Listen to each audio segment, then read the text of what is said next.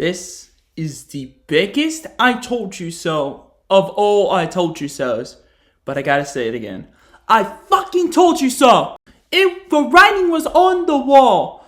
Like, come on. I predicted this before the playoffs. Don't believe me? I literally made a bracket. Come on, man.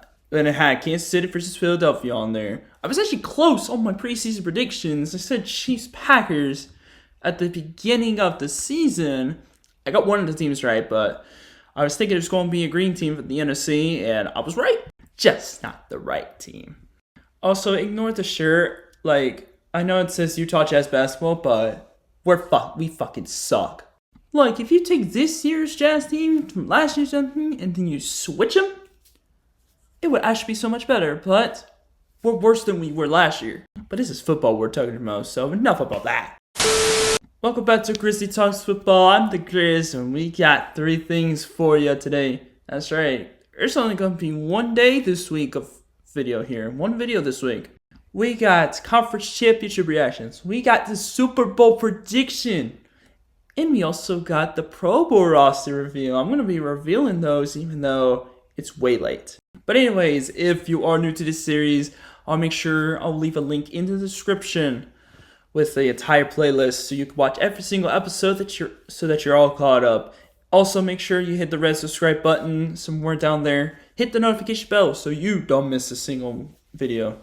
And also make sure you smash that like button. Without further ado, let's get to the games.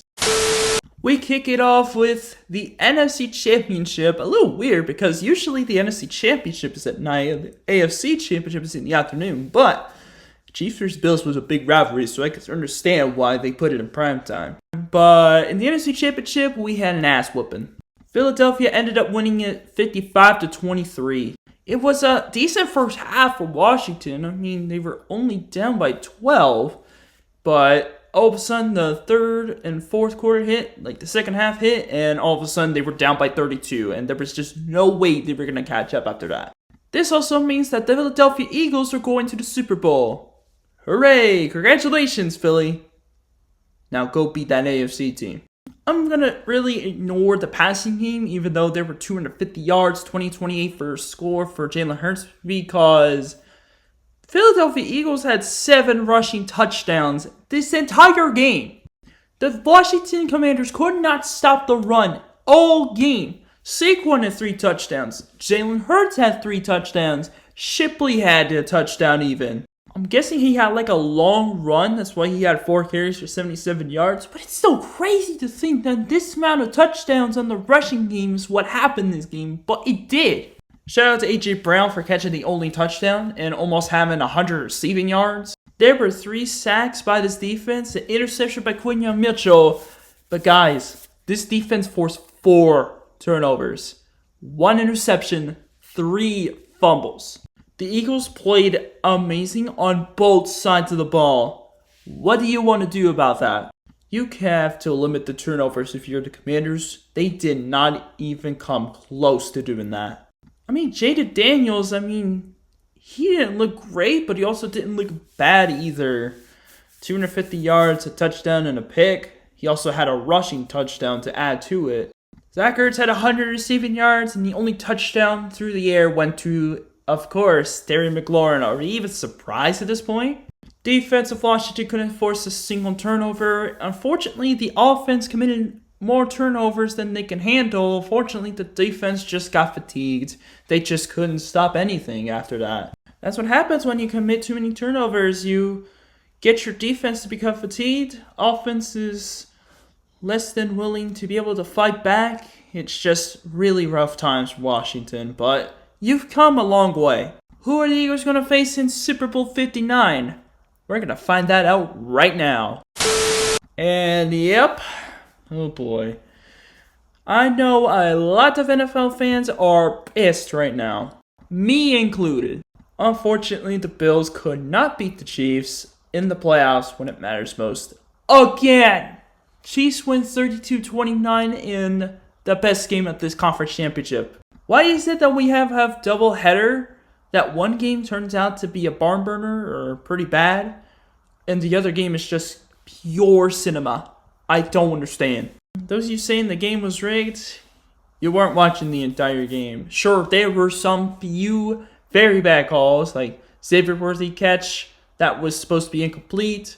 I think that the Josh Allen getting the first down, I think he was short. From the angle that I had watching it, it looked like he was short. I know a lot of fans are going to disagree with me. I'll take on the hate any day. That's just my opinion. Just accept it. But anyways, Patrick Mahomes, 250 yards, a touchdown through the air, but he also had 2 rushing touchdowns. Kareem Hunt added a rushing touchdown to the resume. And surprisingly, the only touchdown went to Xavier Worthy. He was the workhorse all game, besides Juju. 6 catches, 85 yards in the touchdown. He was the one guy that got the works this game. 2 sacks for the defense. They did not force a turnover, but they held the Bills to enough 4th downs that they were able to run away with this game. And they also had the ball longer. Oh, never mind. They literally had, what was it called? I'm trying to remember. 56 less seconds than the Bills did. Oh, excuse me. 64 seconds less than the Bills had. I meant they had the ball longer when it mattered most, when they were trying to drain the clock and end the game. But anyways, Josh Allen had 2 touchdowns through the air, 240 yards. James Cook had 2 rushing touchdowns with 85 yards. Like, both of those players had a good game. It's just they couldn't match the Kansas City Chiefs scores for very long. Touchdowns went to Mac Hollins and Curtis Samuel, 2 guys you would not expect to get scores this game. Also 2 sacks for this defense, and they actually forced a fumble in this game.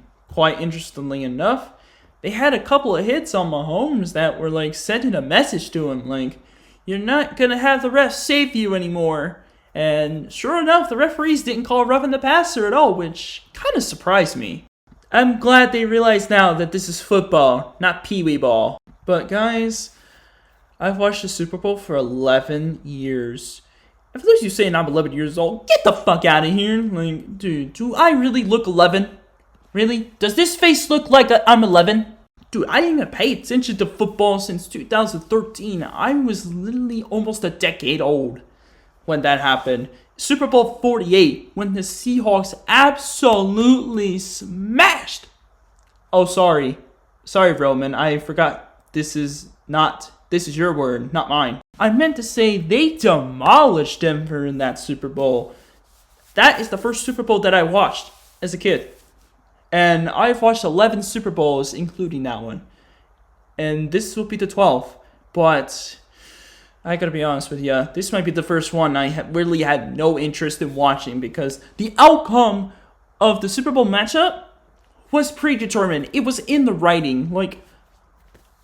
Like people who say that this isn't scripted are just lying to themselves. If you did not expect this matchup to happen, I don't know what else to tell you.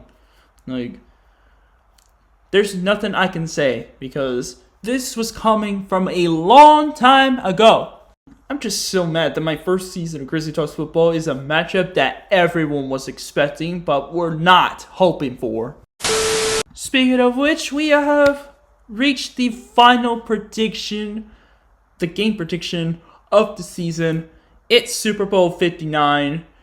Thank you to, Freebie Supply for supplying me with the logos. Well, they have it for everybody, but I use those logos to be able to do these predictions, so thank you, Freebie Supply, for that.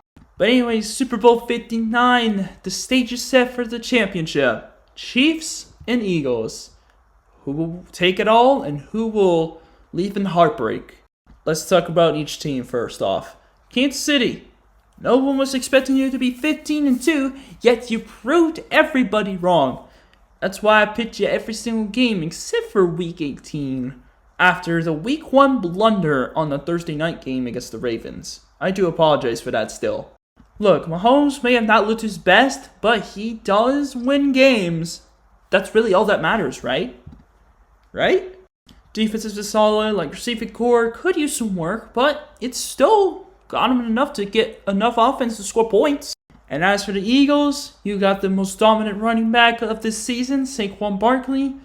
Receiving core, they did get injured for a bit. They had a rough start, but they managed to pick themselves up and was able to win, I believe, 12 of their last 13 regular season games. As much as I want to say that I don't want Philadelphia to win, I'm really hoping that they do. I do not want to see a team 3P. As much as other people want to see somebody 3P, I sure as hell do not. Now to pick the winner. Oh yeah, by the way, Eagles with one of the best defenses in the league. I mean, there's no question. They have the most complete team in this matchup. And there's nothing anybody could say about it. Don't get me wrong, the Chiefs have a really good, solid, complete team as well. But as far as regular season goes, it wasn't that great. But you saw how Houston won the wild card despite struggling so heavily in the regular season. Proves that regular season doesn't matter if you could do well in the playoffs. Okay, for real. Now on to picking a winner. This is literally the least interested I've had in picking a team. Like, nobody knows how this is going to go because it's one game that determines everything. Oh yeah, and by the way, I didn't record this series last year, but I did have a 9-4 final record in the postseason. Every single loss was in the wild card that year. This year, I had 2 bad picks in the wild card and 2 bad picks in the divisional round. Still the same record, and I'm hoping I will remain to be 9-4 for back-to-back years. With that being said, I believe I'm going to pick the team that I have pretty much picked to win just about every single game this season. Yep, I'm picking Kansas City to get the 3-peat. Let me tell you, there is a difference between picking who I think will win and picking who I hope will win. I'm hoping it's the Eagles, but I think the Chiefs will win. Final score of the Super Bowl, I think it's going to be a close game again between these two. It's going to come down to a field goal attempt. I'm very sure about that. Let's say 31-28. Nah, I'm just kidding. 34-31 will be the final. And as for Super Bowl MVP, that's going to be a little bit tougher. But I think Patrick Mahomes might get Super Bowl MVP again. My second pick, if I wanted to, I think Kelsey might get 120 yards and 2 touchdowns in this game. I really do think so. He's going to save his best game for potentially last, and I'm glad it's again in the Super Bowl. Ride high and be glad you have a great quarterback in your arsenal. Alex Smith was good too, but what can I say? Patrick Mahomes is one of the best quarterbacks in the league, if not the best. Shout out to Bleacher Report for these Pro Bowl rosters because that is where we're going to next. Obviously, these rosters are not finalized because there are some players on the AFC and NFC side, Chiefs and Eagles, that are going to the Super Bowl and have to be replaced by some other players that were snubbed before. Kicking these off, we got the AFC, we got quarterbacks. I agree with this. Josh Allen, Joe Burrow, Lamar Jackson, 3 of the best quarterbacks this season. Next up, we got running backs, Derrick Henry, Joe Mixon, and Jonathan Taylor. I agree with this. I'm not mad at this. Fullbacks, Patrick Carr, I'm not mad. Wide receiver, Ja'Marr Chase. Very solid pick. Jerry Jeudy, I agree with. He got a 1,000-yard season for the first time in his career. I'm fine with that. Nico Collins, absolutely. Brian Thomas as a rookie is making the Pro Bowl. Very interesting. And also we got Zay Flowers. I guess there wasn't any better receivers in there. I don't know. It's fine. Brock Bowers is going to make the Pro Bowl as a rookie as well for the Raiders. Travis Kelce was added, but he's probably going to be replaced by somebody else. My prediction, I feel like it's going to be either Gesicki or Jonnu Smith. I think Jonnu's going to get it. Offensive line, we got Deion Dawkins of the Bills, Larry Tunsil of the Texans, Rashawn Slater of the Chargers, Ronnie Stanley of the Ravens. I don't really talk much about O-lines, but I'm fine with this. Guards, Quentin Nelson of the Colts, Joe Thuney of the Chiefs, and Trey Smith of the Chiefs. Obviously, those two will go to the Super Bowl. They're going to have to find some other players. I won't speak too much about it. And finally, centers, we got Creed Humphrey, who's going to the Super Bowl. And from the Ravens, we got Tyler Linderbaum starting. I'll be honest, this Pro Bowl roster for the offense of the AFC is actually not bad at all. Next, we got the defense. Myles Garrett, obvious pick. Trey Hendrickson, obvious pick. Max Crosby, obvious pick. And Danielle Hunter from the Texans. That's interesting, but I'm actually fine with that. Interior lineman Cam Hayward of the Steelers. That's fine. Chris Jones. I could see that. And he's going to the Super Bowl as well, so they're going to have to find another one. And Nani Matabike. Oh boy. I completely butchered that, and I'm sorry, Ravens fans. But I still agree that he should be there as well. Linebackers. First, the outside. Nick Benito. I'm fine with that. TJ Watt. That's a good choice. Khalil Mack. Joey Bosa of the Chargers. That is a sick duo. I can't believe they made the divisional round, but with the offense that they had, but hey, defense wins championships. Unfortunately, not if you're the Chargers. And then we got Cal Van Noy, a BYU boy, from the Ravens, making the Pro Bowl as an alternate. I think that's what the asterisk means. But I'm fine with that list as well. And now inside linebackers, Roquan Smith and Zaire Franklin. I'm not mad at all. Now we are on to secondary. Derek Stingley, Pat Surtain, Marlon Humphrey, and Denzel Ward are your cornerbacks of the AFC. I'm not mad at all. The safeties, we got Fitzpatrick at free safety. That's fine. Kyle Hamilton and Derwin James at strong safety. This is actually a good Pro Bowl list, at least for the AFC. And then there's the special teams. I don't do too much about it, but if you want it, here you go. We got Chris Boswell as a kicker, Mims as a return specialist. We got Logan Cook as a punter. We also got the Jags long snapper. I won't pronounce his name. I am not going to get flandered and roasted for mispronouncing his name. And then we got the special teamers, Brandon Schooler from the Patriots and Miles Killebrew from the Steelers.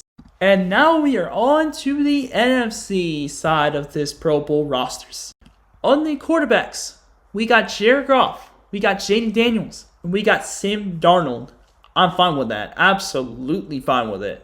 Look, Jared Goff may be debatable, but come on. He was on the Lions, the best team of the NFC, well, in the regular season, but the NFC in the playoffs, it was definitely the Eagles. Anyways, let's get back on track. Running backs, Saquon Barkley, Jahmyr Gibbs, Josh Jacobs, good list. Kyle Juszczyk of the 49ers at fullback, I'm fine with it too. Wide receivers, Justin Jefferson, I'm fine, I'm absolutely okay with that. Monroe St. Brown, CeeDee Lamb, Terry McLaurin, and Mike Evans. Very solid wide receiver list. At tight ends, we got George Kittle and Trey McBride. I'm not complaining. At the offensive line, we got Lane Johnson of the Eagles. He is going to the Super Bowl. Oh yeah, Saquon is also going to the Super Bowl as well. Almost forgot that. And Bijan Robinson, I heard, is going to the Pro Bowl, so he was the guy that was picked to replace Saquon. Okay, at offensive line, we got Lane Johnson at tackles, Penei Sewell, Tristan Wirfs, and Taylor Decker. Not bad list at all, obviously. Like I said before, Lane Johnson's going to the Super Bowl. Same with a couple of other Eagles on this offensive line. Offensive guards, we got Dickerson from the Eagles, Tyler Smith of the Cowgirls, and we got another Atlanta Falcon making the Pro Bowl, Chris Lindstrom. And finally at center, we got Frank Rigno of the Lions and Cam Jerkins, who is also going to the Super Bowl. So far for the NFC offense, I'm not mad at all. And now onto the defensive side. We got Nick Bosa, Michael Parsons, and Rashawn Gary. This is like the first side that I'm kind of intrigued by. The fact that Rashawn Gary is on this list really shows how terrible the other defensive linemen were. Nah, I'm just kidding. They're all great, but it's a little surprising to see Rashawn Gary make a Pro Bowl. Jalen Carter, of course, on the interior lineman, is going to the Super Bowl. We also got Dexter Lawrence and Vita Vea. And outside linebacker, we got Jonathan Greener, Andrew Van Ginkel of the Vikings, and Jared Verse as a rookie. Wow. Hey, man, he was a great talent, though. In all seriousness, he was amazing. Inside linebacker, you already know Fred Warner got to get himself in the Pro Bowl, and Zach Bond is also going to the Super Bowl, but it's nice to see him get recognized. At corners, we got Jalen Johnson of the Bears, Byron Murphy of the Vikings, G.C. Horn of the Panthers, and Devin Witherspoon of the Seahawks. Very interesting stuff here. I like it. And at safeties, we got Xavier McKinney at free safety. I'm fine with that. You could also put Kirby Joseph in there if you wanted to. And at strong safety, we got Buda Baker and Brian Branch. I'm absolutely fine with all these. Some ones I'm a little interested in seeing what went through their heads. There's only very few of them though. But overall, this is actually a good Pro Bowl roster. Like, there are like some ones that people are not going to agree with, but I like it. Obviously, the Pro Bowl doesn't mean shit. It's just a nod to see how great you were in the regular season. It's pretty much an award, kind of. Like a small award, sort of. If you know what I mean. It's like an all-star appearance, pretty much. But anyways, that is going to do it for this episode of Grizzly Talks Football. Next week... Oh, yeah, that's right. It's the Pro Bowl. I'll do some results in the Pro Bowl as well. And I will give my thoughts on how every coach has done this season. Stay tuned for that next week. Anyways, make sure you hit the red subscribe button. Make sure you smash that like button if you like this episode. Hit the notification bell so you don't miss a single video. This is the Grizz, and that's all for me. Until next time, I will see you guys later. Peace.